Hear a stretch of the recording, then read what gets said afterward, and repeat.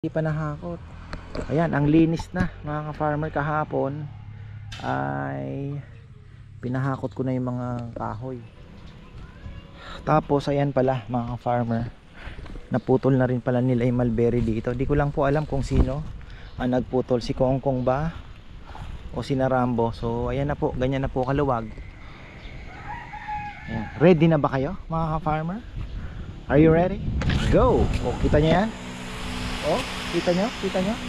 Kita nyo yung mist? Ang galing, di ba? Ang lakas. Ang galing. Oh. Oh, so sobrang lakas, parang gumagaan yung oh, galing.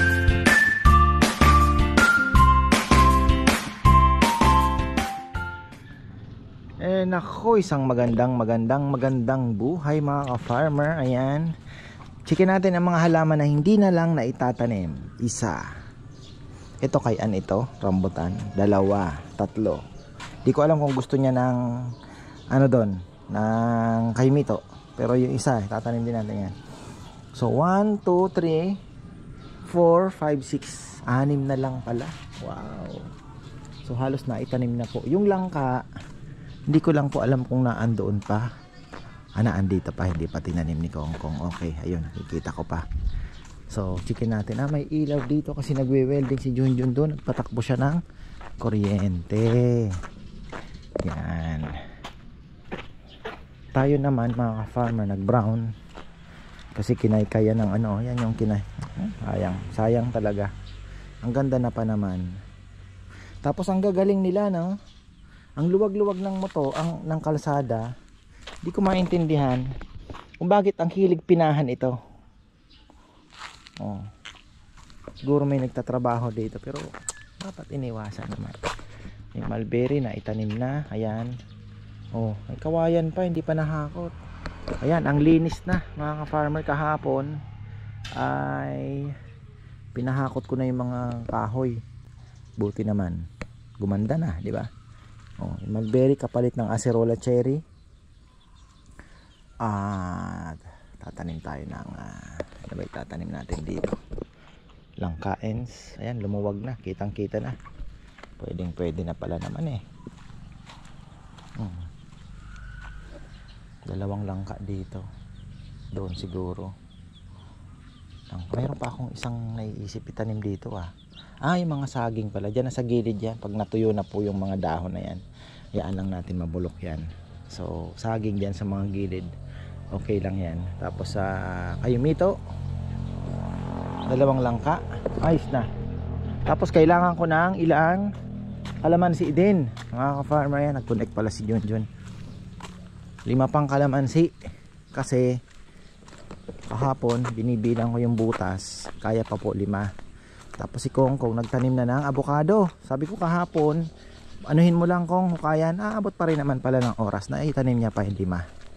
So ayan, hindi na natin nasaksiyan kasi kami po ay tumakbo ng Tarlac dahil meron doon kaming kinukuhanan ng surplusan.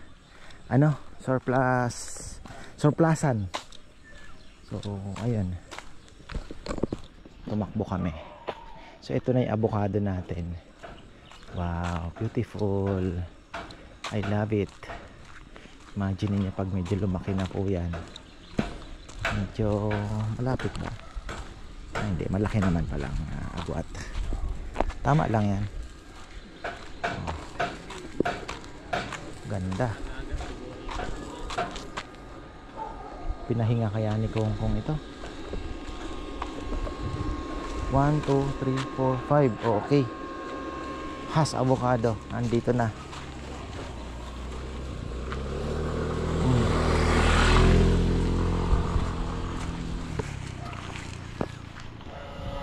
Tapos chicken natin yung mga inabono nating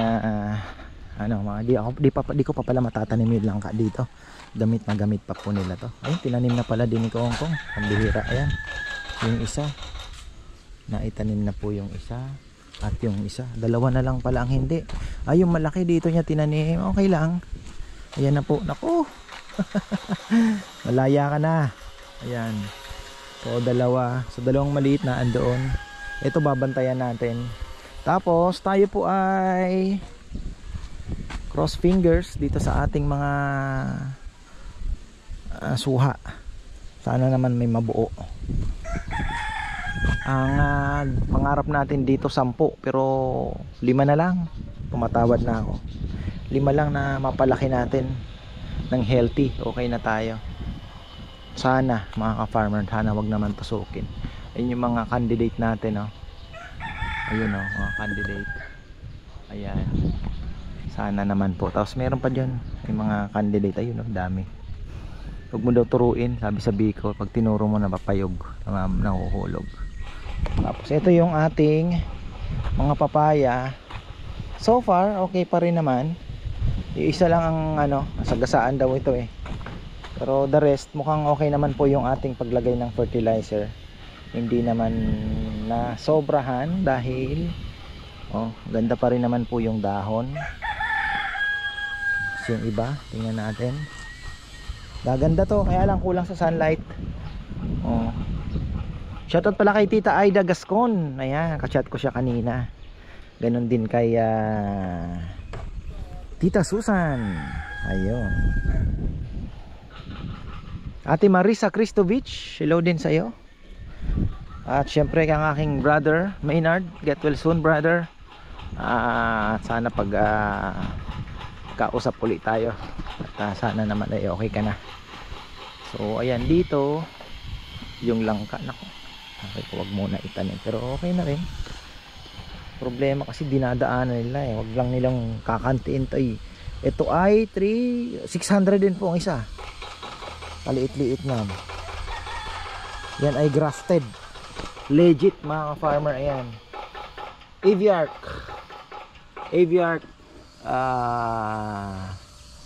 na jackfruit.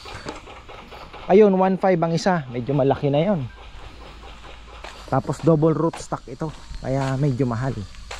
Double root stock. Ayan, double root stock mga farmer, dalawa.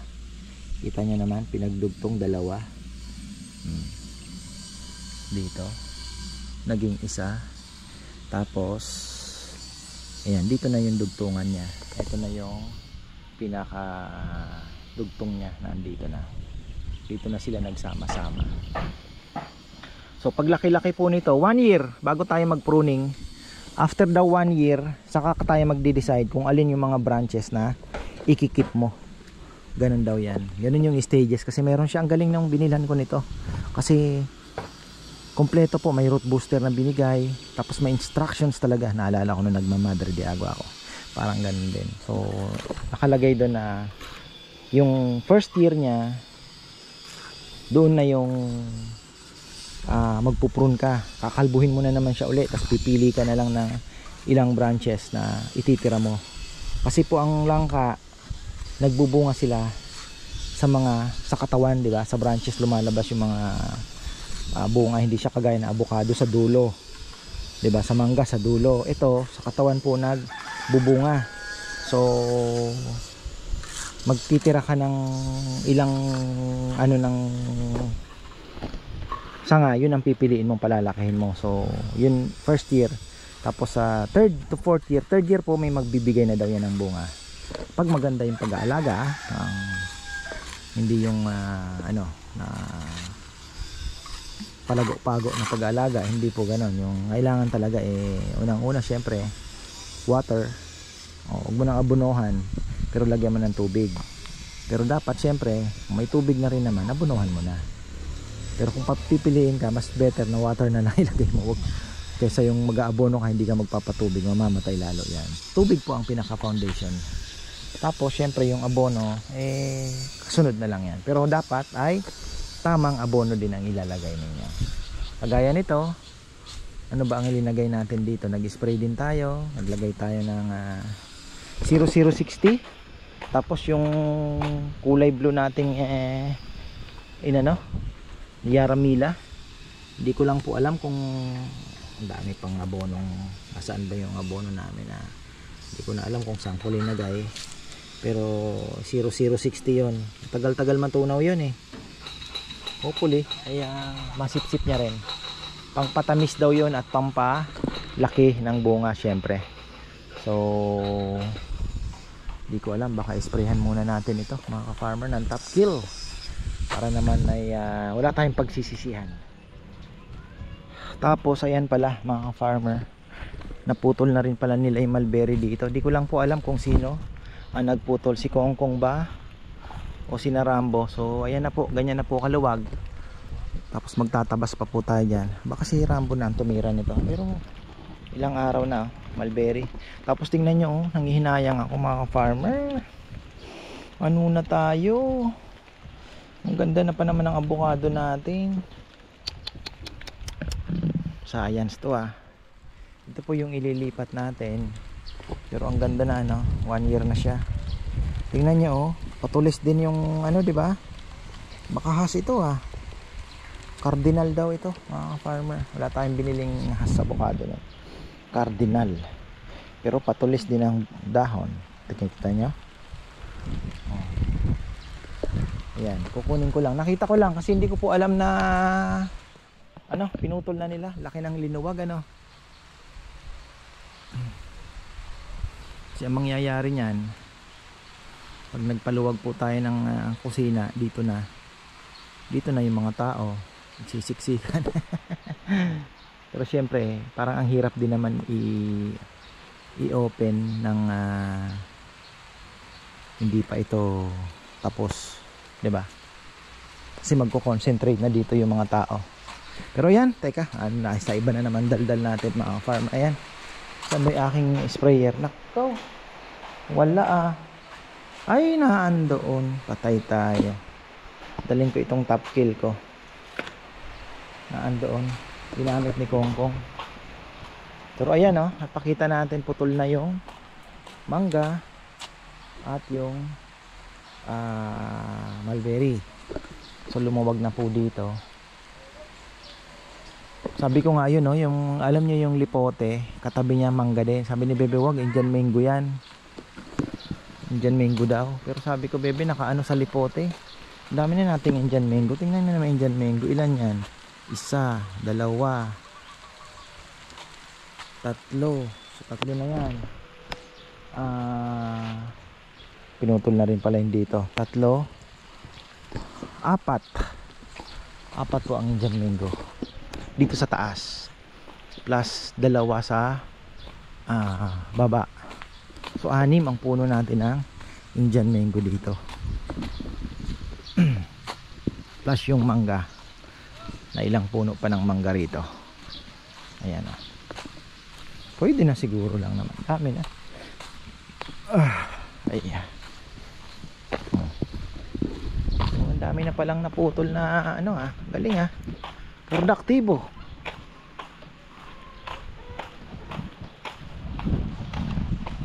Ito grafted, kitang kita po ang grafted mga farmer. Ito giant duhat grafted naman ito. Ayan, kitang kita ang dugtong. Ayun ayan, yan yung dugtong kitang kita. Successor nito yan. Oy, wag mong papatay na. Kasi tingnan nyo naman mga farmer, hindi talaga natin mapakinabangan ng duhat na ito. So shade lang po ang gamit niya. Siyempre yung oxygen na binibigay niya papalitan natin, pero hindi naman natin puputulin agad. Tingnan mo naman, yan po yung kanyang bunga. Aray ko. Yan, tingnan nyo naman kung gaano kaliliit. Tapos ang nipis po niyan, ang nipis, grabe ang buto, ang laki. Ayan tingnan nyo yung buto niya. Papalitan natin yan ng giant do. So ang kapalit ng giant duhat, 1, 2, 3. Parang may giant duhat pa atang binigay sa akin Ano ba yung giant na binigay nila?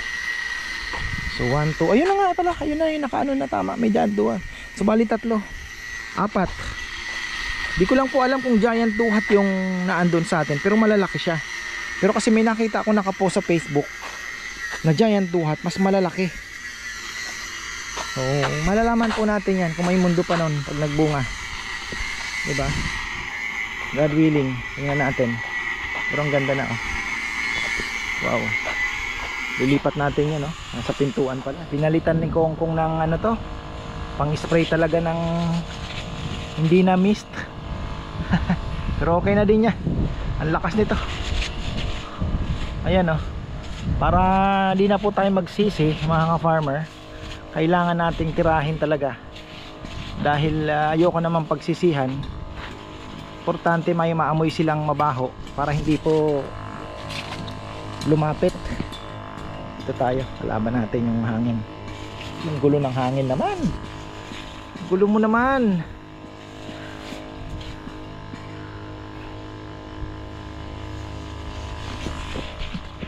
Gulo ng hangin eh.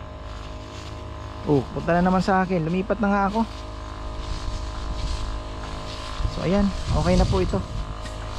Pang ano, pinalitan niya ng nozzle. Pang spray talaga ng ano, ng ibok.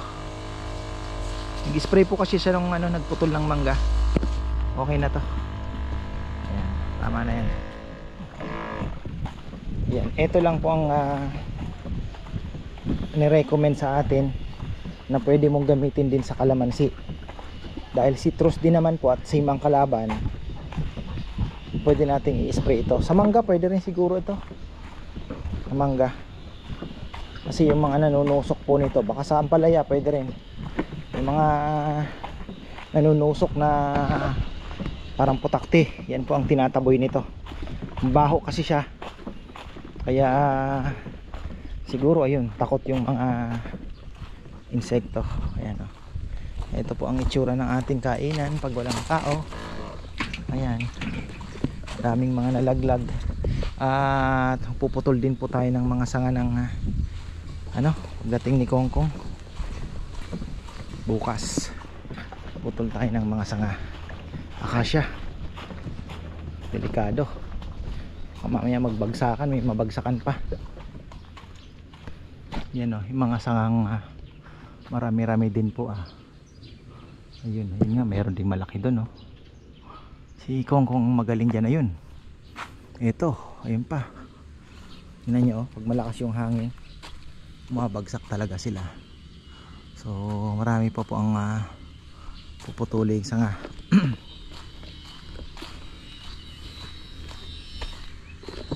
Yun, oh, meron dito malaki, nakita ko din yan. Ito, ayun pa pala, oh, dami ito. Ayun, ano natin, ganyan po ang akasya. Tingnan nyo ang sangang naglalaglagan. Baka matsamban tayo na malaki. Ayun pa dito, oh, meron pa. Oh, mamaya may kumakain biglang, diba? Yan po yung mga isusunod natin. may nahulog na nga. Yan. So, okay na tayo.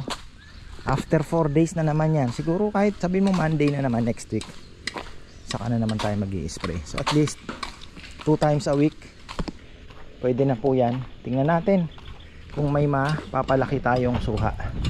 Kasi sa fertilizer naman sa tingin ko okay na. Lalo na ngayon umuulan, so nasa lupa na yan, ma-absorb niya na. Di ko lang po alam kung too late na. Yan ang hindi ko alam kasi naglagay tayo bulaklak na eh. Baka earlier pa natin dapat ilinagay. Pero tingnan natin, ay makukuha pa rin naman po yan. Sabihin na natin na late lang. Yung in-spray natin hopefully makatulong din pagtaboy-taboy. So ayan na, basta yung langka natin, ayan na. 2 langka na po ang nakatanim. Yan po, iaalagaan natin yan. Same ng pag-aalaga natin sa mga avocado natin. Langka. Medyo lamang pa ng konti yan dahil mas mahal natin yan. Panggulay yan eh. Favorite yan eh. Gata na langka. May manok or may alimasag. Yan, di pa pala tayo nakakapag spray ng kanilang mga vitamina. Yan, maglalagay tayo mamaya. Nandiyan na pala yung sprayer ko, susubukan din natin. Uy! May charge kaya yun. Bala ko munang itanim yung ating langke. Isa dito siguro sa doon kasi, oh. Naandun eh. Doon yung pwesto eh. Hindi siya pwede. Dito yung isa. Dito natin yung isa. Tapos doon, oh. Doon yung isa eh. Langanin. alanganin, pero luminis na. Okay na po ito, ganda na oh. Hindi po sa atin yan ha, dito lang tayo. Dami nagtatanong ha, hindi po tayo hindi po natin na pag-aari yan. So ayun, ako nanganak na itong ating aso. So ayan tingnan nyo po yung mulberry natin. Medyo na hurt yan ng konti kasi yung lupa natibag. Yung natin, yung pinakaano niya, yung naka-hold siya sa lupa, yung pagtanggal namin ng plastic. So medyo na disturb yung roots, pero okay lang naman po yan. Tapos ito na yung rambutan natin. Hintayin lang muna natin yan mag-recover bago tayo maglagay ng fertilizer. Ang goal natin ay mapaganda po natin ang kanyang dahon kasi talagang medyo, ayan kita nyo naman. Syempre ang tagal niya pong nagtiis doon sa di ba? Sana noon ko pa pala binili ito. Sana nakapili ako. Ang dami pong pagbalik ko doon wala namang gaano. Kaunti na lang. Kumbaga pinagpilian na po ito. Pero okay pa rin naman yan. Basta importante magbunga siya. Dahil sabi ko, ito pagka hindi pa po nagbunga ito, 99%, bigyan pa natin ng 1% chance. Ako po ay give up na sa rambutan. Kasi lansones, sabi ko nga 99% na po tayo. Ay 95% na po akong give up. Pero hindi pa naman ako nawawalan ng pag-asa kasi sa mga pangarap ko po yan. Ito, rambutan. Ito, tapos yan nga yung mga avocado na yan. Ngayon ko lang lang naisipan. Pero okay na, hindi pa naman huli ang lahat. Importante masaya tayo. So ayun, lansones, malay mo may biglang dumating ang laki na, diba? So iyon ang inintay na kasi po maliliit, walang chance, mahirap po talaga. Tama yung nag-comment ka farmer, sabi niya huwag ka muna masaya dyan sa lansones mo. Ako ganyan din ang nangyari, wala din, hindi kinaya yung init. So totoo nga, kasi pag nag-summer po dito talagang ibang klase summer. Malupit. So ayan, hopefully ay si tita po na taga Taytay, yan si Nanay LP pala, Nanay LP po. Si Nanay LP may rambutanan, sabi niya walang problema kahit mainitan. Hindi ko lang po alam Nay kung sobrang init dito kaya niya, kasi sinasabi mo baka mamaya sa Batangas naman sabi niya lang problema basta didiligan mo lang lagi, yun po yung kanyang bilin. May rambutanan po siya tsaka lansones. Yan pusin lang natin yung video doon at tayo naman ay papakita ko yung sprayer. Talim natin yung dyan, langke. Ayan, dito natin simulan yung continuation ng ating gusto ko din ipakita sa inyo yung talbos ng kamote yung tinanim ko doon. Yung kamote pala may talbos na kulay pula. So naku, ilang araw lang mamukhang tayo dito, baka magpapaya pa rin po tayo mga ka-farmer, kasi ang gagawin ko yung plant box na gagawin natin, so baka medyo maliit lang, dalawa, sa gitna may papaya. So ganun din po ang gagawin natin dyan. Dito ganun din, kakaroon tayo ng plant box na same size na lang. So ito lalagyan natin ng mga tulos ito lalagyan po natin ng mga tulos yan ang ipa-project natin bukas, mga tulos, at itatanim pa po natin yung ibang mga laman na nakapending doon. So ayan, tapos ito iuusog natin to ng konti dahil sumakto dyan sa gate, ayan, sablay. So kailangan natin iusog dito na siguro langanin.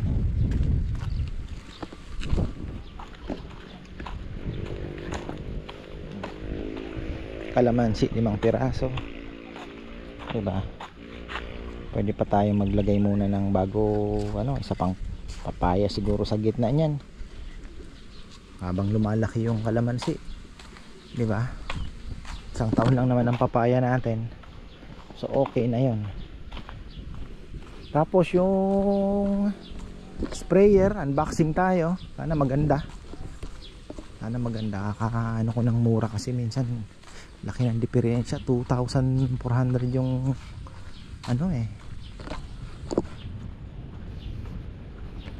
pang orchids natin. So bukas na natin itanim yung mga tawag dito, yung dalawang langka dito, tsaka kayo nito. Papalinis muna natin yung mga tubong yan, ay kawayan na yan. Unboxing na tayo. May orchids akong inaabangan ngayon. Hindi ko alam kung napaship na. Napamain tayo ng 3 eh. So tingnan natin. Galing lang kami ng San Fernando. Kumuha po kami kahanina ng mga stocks ng tindahan. Eto, sana ay maganda. Shopee. Kalimutan ko magkano ba ito? 1.1 yata. Pero tinignan ko naman yung review. Okay naman. Uy, may gloves pa oh. Ayan, libre. Oh, Venus.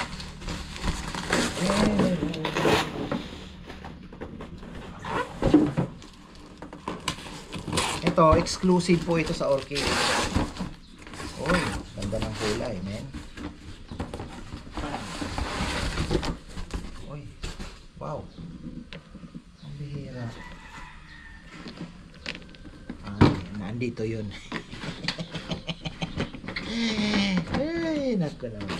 Masyado kang kinakabahan, boy. Don't get nervous, boy. Ito yung charger. Diba? Ito, galing to ng Guangdong, China. Sana ay patay tayo. Parang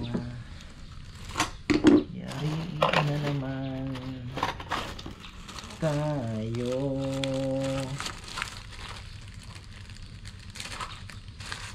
Sana maganda yung mist niya.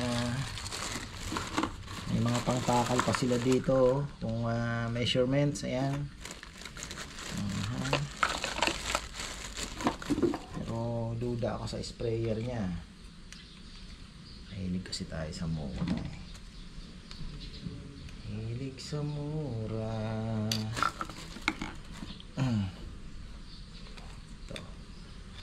Ito kung pang orchids at malakas naman. Mist ang kailangan natin mga ka-farmer ha? Yung mist. Mist po ang kailangan natin. Pwede pa lang habakan. Oh, diba? Tama na to. Ito oh. Pwede oh. Kailangan natin. Ay. Ano ba? Oh, okay. Wait. Ay, sorry. Sorry po. Ito yan. Hindi na ako tumingin ng manual eh kasi sanay naman tayo. Alam ko ito mas ano to. Mas okay yan. Kita nyo. Oh. Ngayon ito.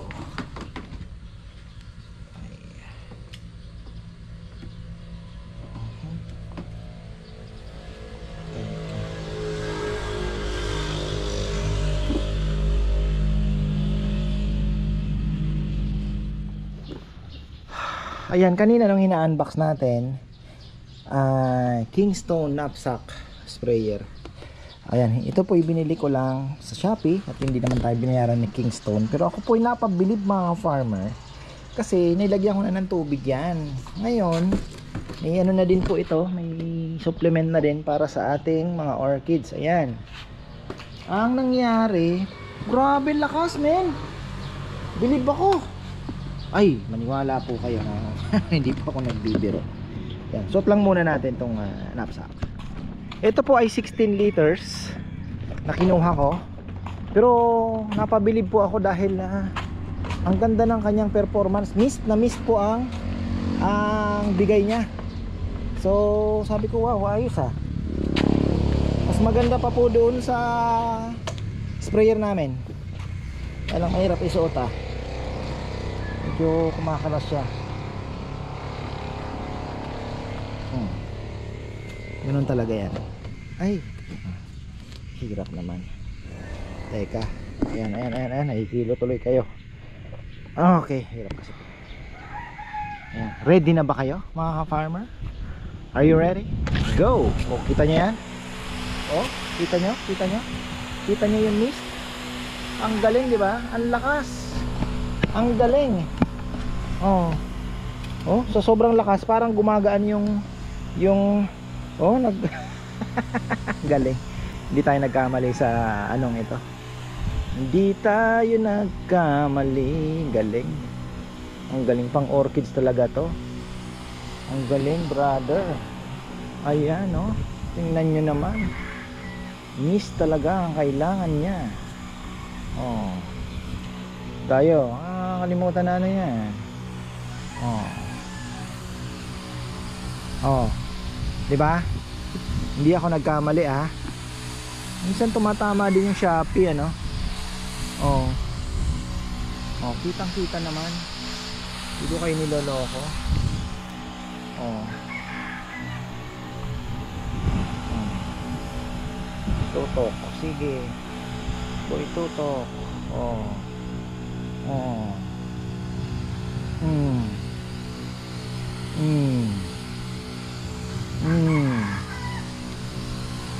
So ito na tayo, ganito tayo mag-i-spray ng orchids.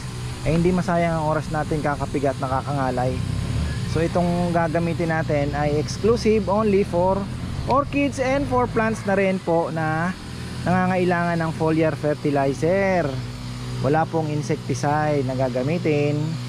Ito po ay pwede, di ba?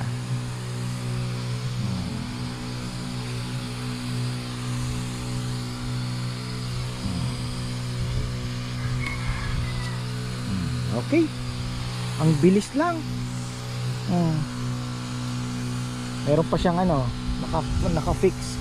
Pero ang lakas niya kasi, oh, tingnan mo, ang gaan, parang lumulutang. Oh. Oh. tingnan niyo. Gumagala, tingnan niya. Oh, malakas po talaga yung pressure. Maganda. Ayos. Ay, ayan. Oh, tapos na. Bilis nga lang talaga maubos yung karga. Hindi ko pinuno dahil sabi ko saktong ikot lang naman to. Okay na.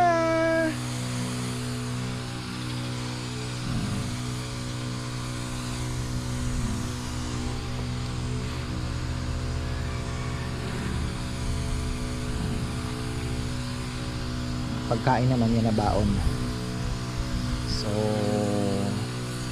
hindi ko alam kung gaano kadalas ang pag-i-spray ng meron akong napanood. Okay na, patay na.